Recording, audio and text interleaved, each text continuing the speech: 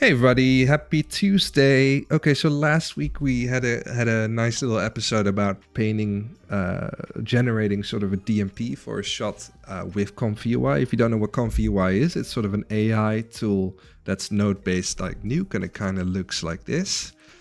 And that was received very well. Everyone liked it. It was shared a lot. So I figured let's just go and do one more very simple use case before we get into the more advanced stuff. So today I'm going to just kind of show you a very simple paint out setup that you can do, kind of a generative fill setup.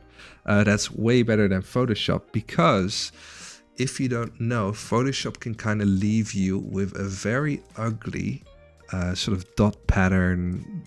It has chromatic aberration. If you've never used this, never seen this, if a color grader gets this and he starts pulling on the colors rather, it's gonna, make it more pronounced. It's gonna look terrible, and it's just not something you can really use for production. It's very low. I don't know what it is. I think it's 8-bit, but that should be okay. So it's just a weird generative fill pattern that Photoshop generates. So ComfyUI is way better. So we've got this shot here. It's like, let's get rid of this real quick. It's like a Moroccan house or wherever this is. And we want to get rid of the air conditioning unit here and get rid of the holes, because we want like an authentic, cool looking building or whatever.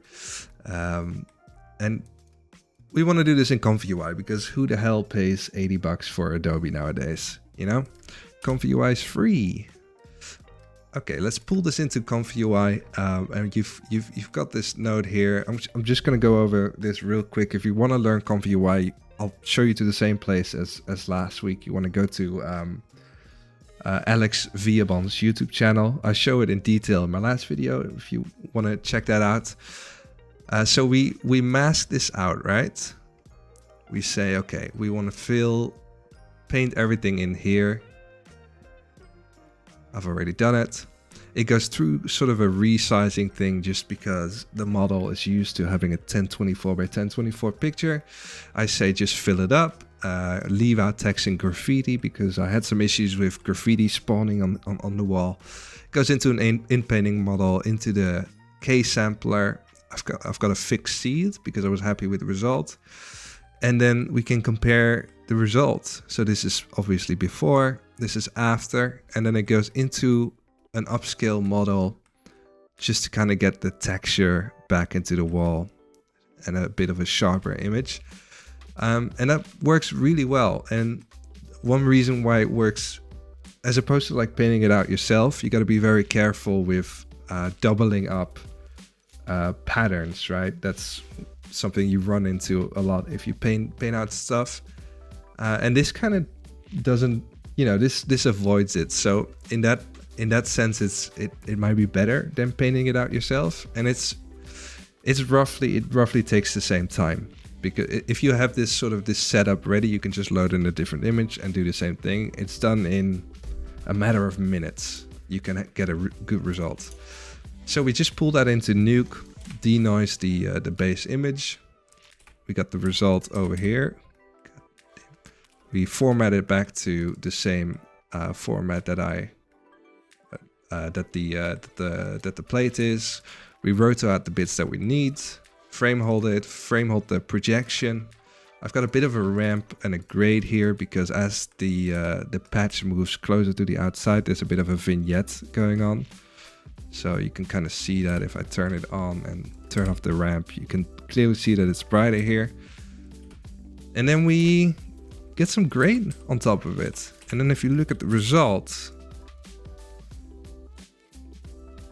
you have no doubling. It's all looking good. So this is a very simple, quick way of getting sort of a paint out for your shot if you're too lazy to do it yourself.